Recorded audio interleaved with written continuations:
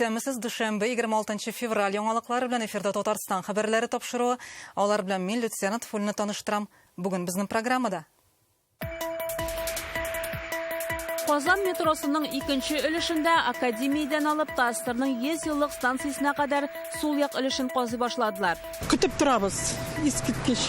Даже карын алгаштагын әле сөендек көтөрабыз ачыла ахры дип. Казан метросында эшләр ничек бара һәм ничә процентка башкарылган? Чулпан Касыймова күреп кайтты.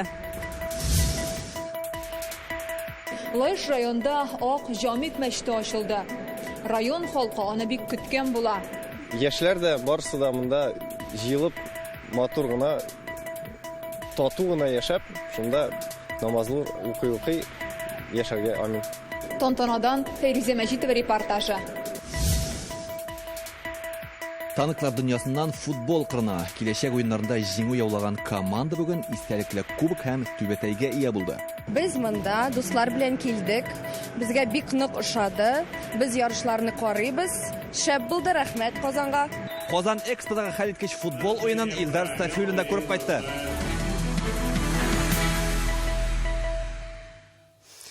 Казан метросы төзелешендә тарихи вакыйга. Бүген Рөстәм Миннеханов җитәкчелегендә аның икенче линиясының яңа өлешенә башлангыч бирелде.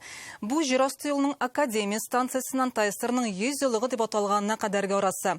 Җирасты юл төзелешендә тагын бер мөһим вакыйга Зеландтан Академия станциясенә кадәр булган ара, ягъни Ломжа һәм 10 микрорайон урамнары җир астыннан тоташты. Метро казучы чит ил техникасына запас частьләрне дә безнең илдә җитештерә башлауларын әйтәләр. Барысы хакында тулырак Чулпан Касыймова сөйләр.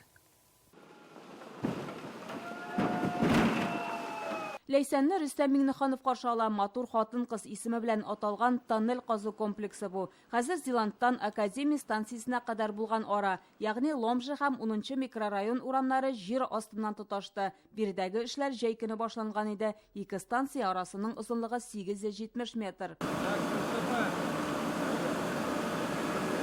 Бүген тагын бер тарихи вакыйга. Рөстәм Миннеханов Казан метросының Академия станциясеннән Тайстерның 100 еллыгына дип аталганына таба сул ягын казу буенча хәер фатихасын бирде. Ул 10 микрорайон белән Дубравный урамнарын тоташтырачак. Озынлыгы 1 чакрымнан артык. Эшләрне ел ахырына тәмамларга уйлыйлар. Тоннель казу эшләрен менә шушындый ике зур комплекс башкара. Берсе Ләйсән, берсе Айсылу. Аларның авырлыгы 600 тонна. Аена 200 метр ара үтәләр.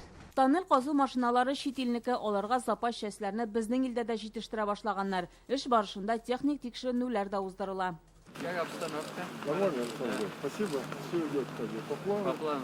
Республика рәисе метро төзүчеләр эшенә югары бәя бирде. Аны яңа линия проекты белән дә таныштырдылар. Беренче участогы 4 станциядән тора. Гомуми озынлыклары 5 чакрымнан артык. Алар Идел буе, Совет, Яңа Савин, Мәскәү һәм Киров районнарын тоташтырачак. 30-40% сделано по отношению всего строительства второй ветки. Метро төзелешенең икенче өлеше 30-40%ка башкарылган. Хәзер безгә 2 тоннель казып бетерәсе бар. Минем уйлавымча, алар буенча эшне ел ахырына кадәр башкарып чыгарбыз. Халык та әлеге участокны кулланышка тапшырылуын көтә. Метроэлектротранс мәгълүматларына караганда, узган ел җир асты юлыннан 35 миллионнан артык кеше йөргән. Бу көнгә 132 мең пассажир дигән сүз. Ничек көтмәгән инде безгә, тем более картларга бик әйбәт инде. Бик әйбәт көтәбез, конечно. Прямо көтеп торабыз, искиткеч. Даже карын алгаштагын әле сөендек көтөрабыз ачыла ахры дип. Безгә бит инде ул картларга да, яшьләргә дә бик әйбәт инде. Рядом торабыз. Безгә бик уңайлы була инде ул. Казанның любой урынына барып, тиз генә барып җитәчәк, җитәргә булачак. Всем удобно. И люди не будут ждать транспорта, а постоянно ездить, куда им надо. Метроның икенче линиясының беренче 4 станциясен 2027 елда ачарга ниятлиләр. Чулпан Касыймова, Булат Әбделманов, Яңа Гасыр каналы. Казанның Мамадыш трактында транспорт бөкеләре проблемасын җиң сызганып хәл итмәкчеләр. Эш шунда ки, 6 полосалы юл тәүлегенә 2200 машинага исәпләнгән. Бүген аннан 2600 транспорт уза, димәк 400-нә гомумән урын юк. Шуңа күрә иртә кич тоткарлыклар барлыкка килә.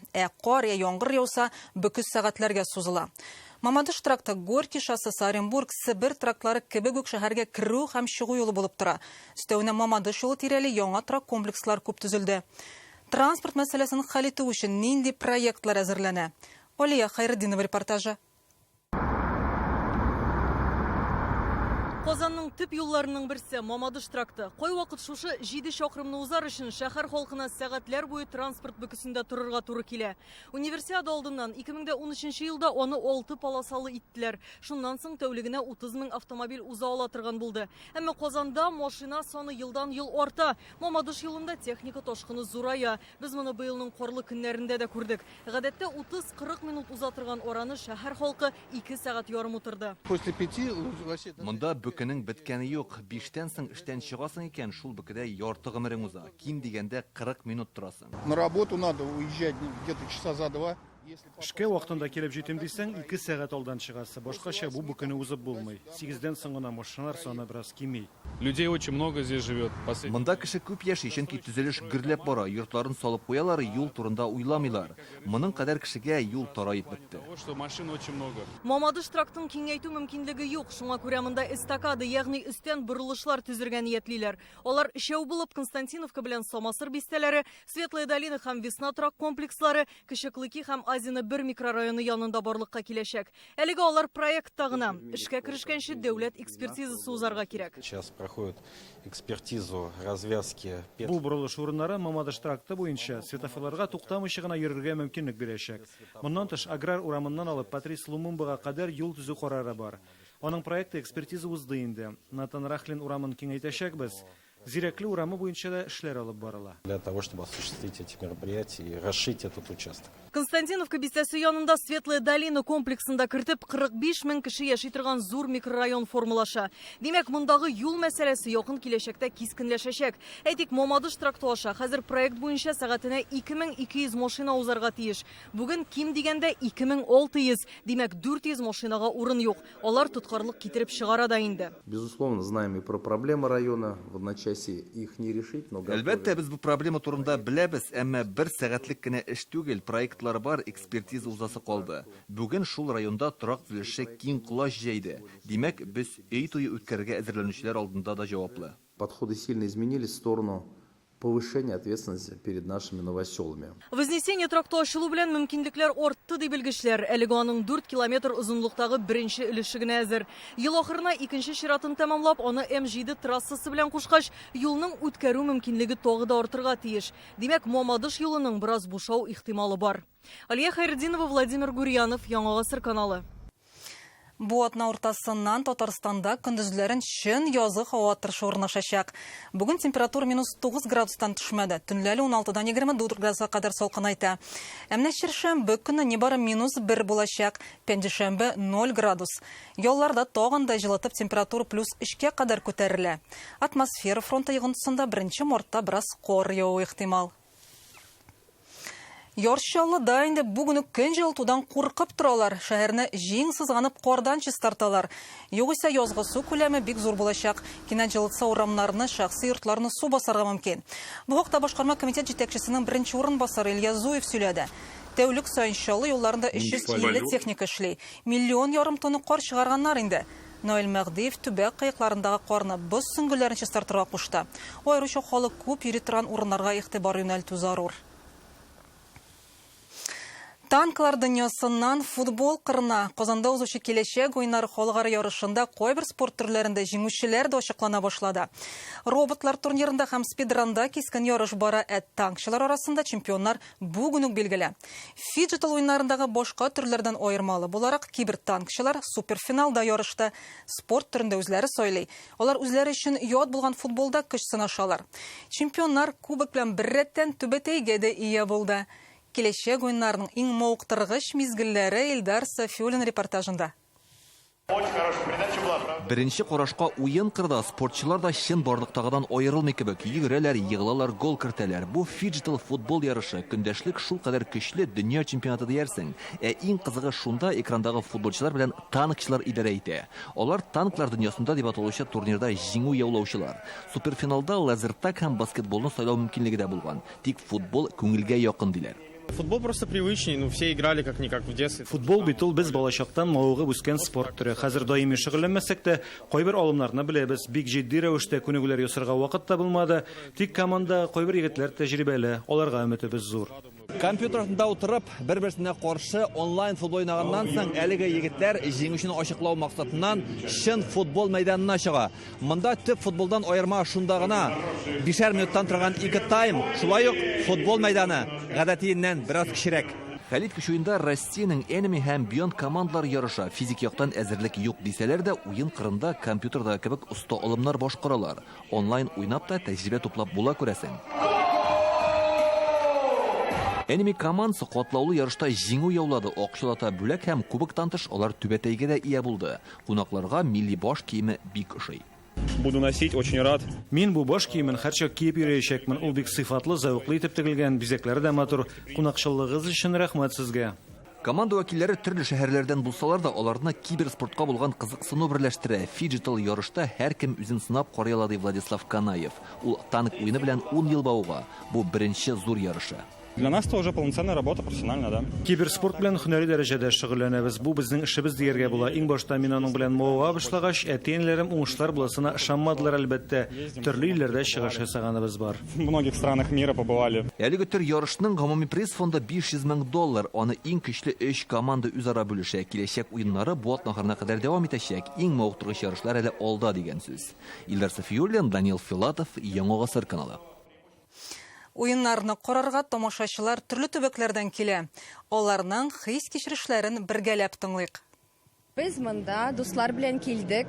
Безгә бик нык ошады. Без ярышларны карыйбыз. Шәп булды, рәхмәт Казанга. Организация на высшем классе, на уровне. Ярышлар югары дәрәҗәдә оештырылган. Барысы да искиткеч. Мин үзем квестта катнаштым, хоккей уеннарын карадым. Киләчәк уеннары бик ошый. Весело, я был еще на хоккее. В Казани очень понравилось, правда, холодно. Казан күңелебезгә хуш килде. Дөрес, урамда салкынчарак. Біз төньяк башкаладан килдек, бездә җылырак. Монда халык бик кунакчыл, якты шәһәр. Көннәр җылыткач Казанга тагын килергә дип торабыз. Светлый город, очень приветливые люди. Мы обязательно сюда вернемся, но когда потеплеет. Монда бик матур, уйлар бик шаян. Мин үзем компьютерны уйнамыйм, но бу уйларда бик рәхәт карарга. Казан Эспо күргәзмәләре үзәгендә киләчәк уеннары шәһәр дип аталган зур мәйданчык эшен дәвам итә. Монда килүчеләр виртуаль уеннарда көч сынаша. Матчларның трансляциясын карый һәм нейрошелтәр ярдәмендә үзенең персонажын булдыра ала. Шулай ук яңа технологиялар белән танышу, спорт һәм интернет йолдызлары белән аралашу, фиджитал спортчы булып карау мөмкинлеге бар. Төп сәхнә каршында лекториялар ачылган, белгечләр ясалма интеллект, цифрлы сәнгать турында сөйли. Монда күрбушлай, машиналары булмаган кешеләр Казан Экспога шаттылар, электричка яки 197 автобуста барып җитә ала. Толырак мәгълүмат уеннарының рәсми сайтына урнаштырылган. Киләчәк шәһәрчеге бу атна узагына кадәр иртәнге сәгать 9-дан кичке 8-гә кадәр эшләячәк.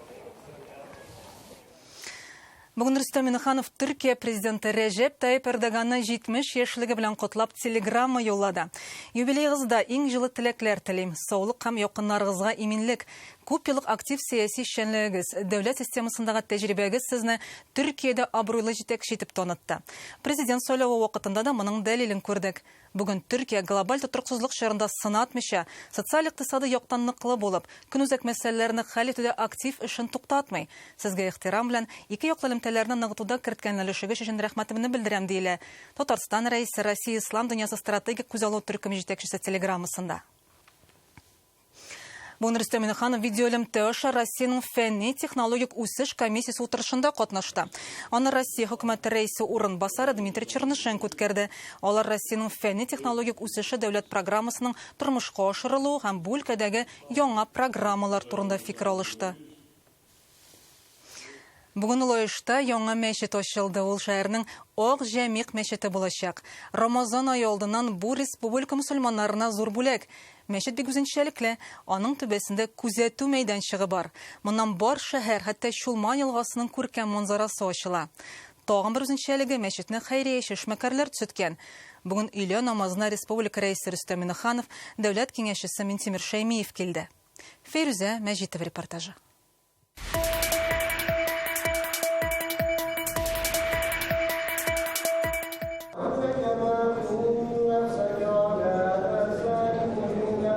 Яңа Җәмик мәчетеннән беренче азан яңгырый. Бүгеннән Лаеш шәһәрендә 2 иман йорты эшләячәк. Тәүге намазга Рөстәм Миңнеханов, Минтимер Шәймиев, Әсхат Сәфәров, Марат Әхмәтов һәм башка җитәкчеләр килде. Лаеш мөселманнарын республика рәисе котлый. Бу безнең бер җыелыш. Алла белән аңлашырга шундый урыныбыз була. Шуңа күрә һәммәгезгә дә исәнлек, саулык, Бу мәчеткә 2019 елда нигез салганнар. Аны төзетүдә районның элекеге мөхтәсибе Рәүхәт хәзрәт Гатауллинның өлеше зур диләр. Ул дәүләт думасы депутаты Ирек Богуславскийга мөрәҗәгать иткән. Мөхтәсиб 3 елдан соң вафат була. Мәчетне хәйрияче эшмәкәрләр Михаил Сыровацкий белән Ирек Богуславскийлар төзетеп чыга. Әниләре истәлегенә Зәйнәп дип атаганнар. Бизнес вәкилләренең гыйбадәт йорты салдыруы халкыбызда электән килгән күркәм эш ди Татарстан мөфтие. Борынгы иске мәчетләр безгә игътибар итсәк, онда бер бай кешенең тәэсире булган. Мисал өчен Зәңгәр мәчете булсын, Галиев мәчете булсын, Мөхәммәд Җан Галиев аны салдырган, Пешен базары булсын, Мәрҗани булсын. Мәчет 400 кешене сыйдыра. Проекты белән кунакларны таныштырдылар. Ул ак мәрмәрдән эшләнгән. Тәрәзә уемнарында милли бизәкләр чагылыш тапкан. Мәчетнең 2нче катында мәдрәсә урнашкан. Монда халык намаз уку тәртибен һәм ислам нигезләрен өйрәнә алачак. Моның өчен монда иркен менә шундый 3 уку сыйныфы бар. Монда никахлар укылыр, яңа туган балаларга исем кушылыр дип өметләнә имам Алмаз хәзрәт.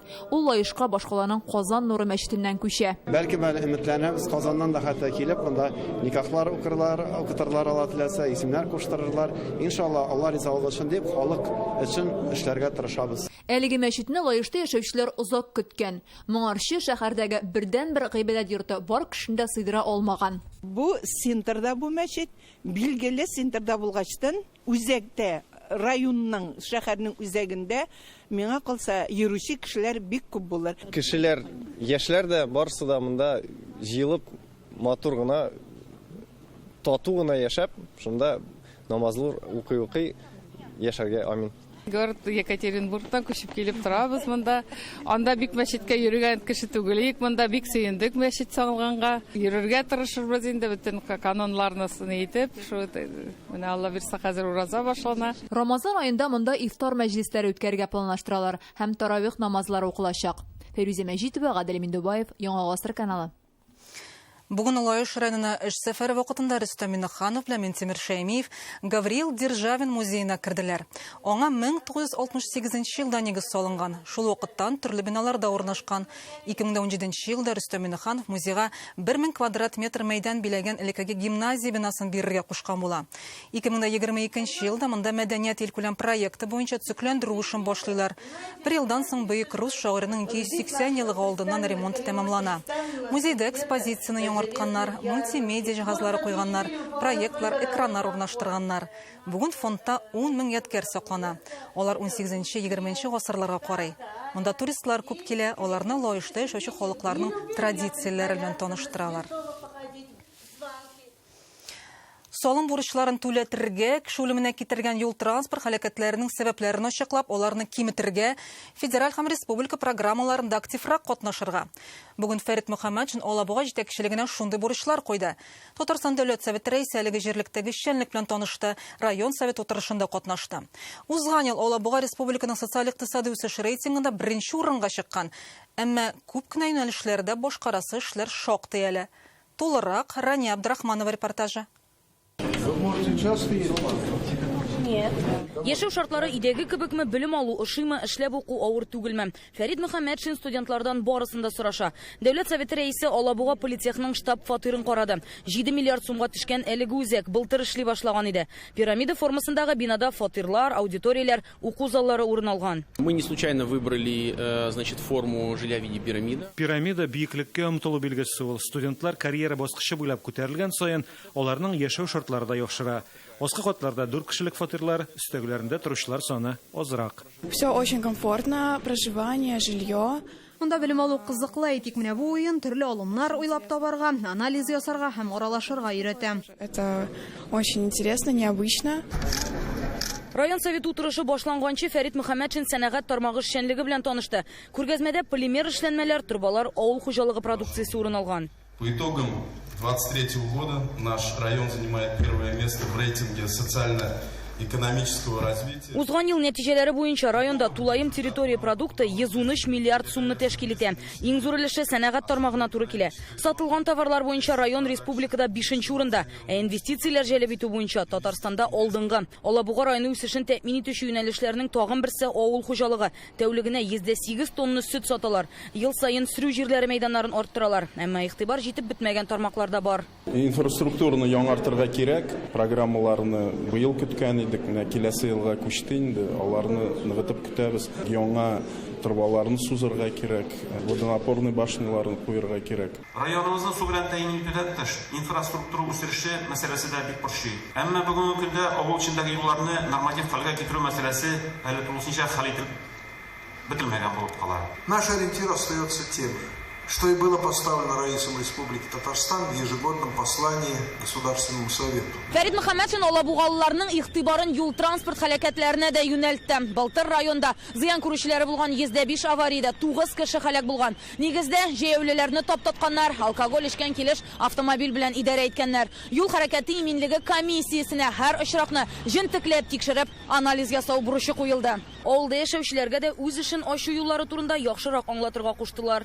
Эшләгән эше, куйган кеше Алабуга районының, шәһәрнең күзгә күренеп тора. Тоябыз бөтенебездә. Әйтик, менә налог түләүләрне тагын бер ничектер карап алырга кирәк. Шундый фикергә килдек.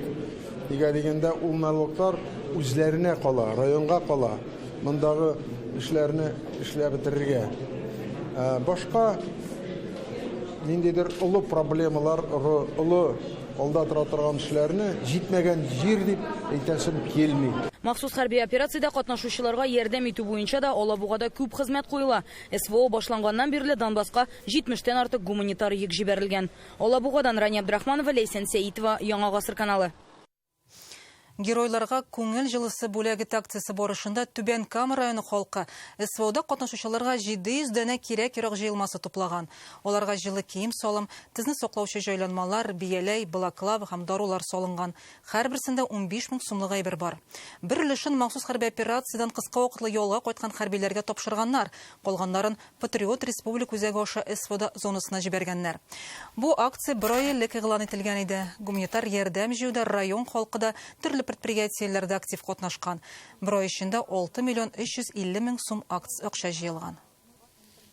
Үз өлешебезне кертү, үз йөрәгебездән шушы өлешне кертү, әлбәттә ул киләчәк буынга әйтик нигез. СВОдагы якташларына дип 70 килограмм тукмаш басканнар, 130 окоп шәме ясаганнар, 18 метр озынлыктагы маскировка шилтәре үргәннәр. Әлмәт районының Кишүчат авылында яшәүчеләр махсус хәрби операциядагы якташларына шулай теләктәшлек итә. Мондый ярдәмне айына берничә тапкыр җибәрәләр. Бу юлы егетләр сорау буенча шәмнәрне күбрәк әзерләгәннәр. Махсус хәрби операция зонасында улар хәзер иң кирәклесе икән. Кишүчатка хәбәрчебез Әдилә Закирова барып кайтты. Кызлар, әйдәгез, матур иттереп, тукмашларны кисик әле. Кишүчат авылы мәчетендә иртәнге 8-дән эшгырли моңа кадәр бер көн эчендә 190 йомыркага камыр басып тукмаш кискәннәр. Бу юлы 70 килограмм чыгар дип өметләнәләр. Барысында махсус хәрби операциягә киткән якташларына җибәрәчәкләр. Җәүһәрия Фатыйхованың кияве дә хәзер шунда хезмәт итә. Сен сагына яп кайтып калап. Шуша ризыклар инде ризык булсын, менә шуша ризык булсын, шу тукмашларыбыз. Җылы ашлар булып утырып ашасыннар. Без бер организм кебек эшлибез, монда башлыйбыз, тегендә дәвам итәләр. Ә күрше мәдәният йортында апа-абыйлар маскировка шилтәрләре үрә бу юлы 6 метр әзерләгәннәр инде. 3 көндә барлыгы 18 метр булган. Мондый шилтәр бер танкны каплау өчен җитә. Бу эшкә күмәкләп алынганнар. Безнең алда Кишат группасы бар. Шул группага язгач, сәгатен, көнен кеше актив булып киләләр, тырышып эшлиләр. Һәрбер кеше үзенең эшен белә. Кем кисә, кем үрә, кем крыларын бәйли. Мин бу сетканы үргәндә балам турында уйлыйм. Дания Котлыбаева мондый җыеннарның берсендә калдырмыйм. Әлеге шилтәр улы хезмәт иткән ротага китәчәк. Улыма 40 яшь, безгә 70 генә китте. Без әйткәч инде нигә киттең дип төштеп теге украинлылары кереп безнең балаларыбызны bir нәрсә эшләтмәсеннәр, безнең җирне таптамасыннар дип инде киттем диде, инде балаларны илне саклар өчен диде. Менә бу продуктларны авыл халкы җыеп китерде. Кишүчаттан махсус хәрби операциягә 7 ир-егет киткән, өлешчә мобилизация буенча алынучыларда контракт төзүчеләр дә бар. Авыл халкы барысына да кулдан килгәнчә ярдәм итәргә тырыша. Бу юлы гуманитар йөк белән 130 окоп шәмәдә җибәрәчәкләр. Бүген егетләргә иң кирәк әйбер шул икән. Кулланабыз дип рәхмәтләр әйттеләр. Син сауына, туган якларына, гаиләләрендә әйләнеп кайтсыннар. Шушы безнең күрсәткән ярдәмебез көн күрешен бераз гына булса да җиңеләйтәбез дип уйлап калабыз инде. Буларның барысында кишүчатлылар Әлмәткә илтеп тапшыра. Аннан барлык авыллардан җыелган гуманитар йөкне хәрби операция зонасына илтәчәкләр. Әлмәт районына Нәдилә Закирова, Ирек Хәбибуллин, Яңа Гасыр каналы. Бүгенге шундый яңалыклар иде. Рекламадан соң һава торышы турындагы мәгълүматны Рәдис Гарипов җиткерер. Аннан соң хоккей матчы башлана. Казан Ак Барсы үз бозында Владивостокның Адмирал командасын кабул итәчәк. Сау булыгыз.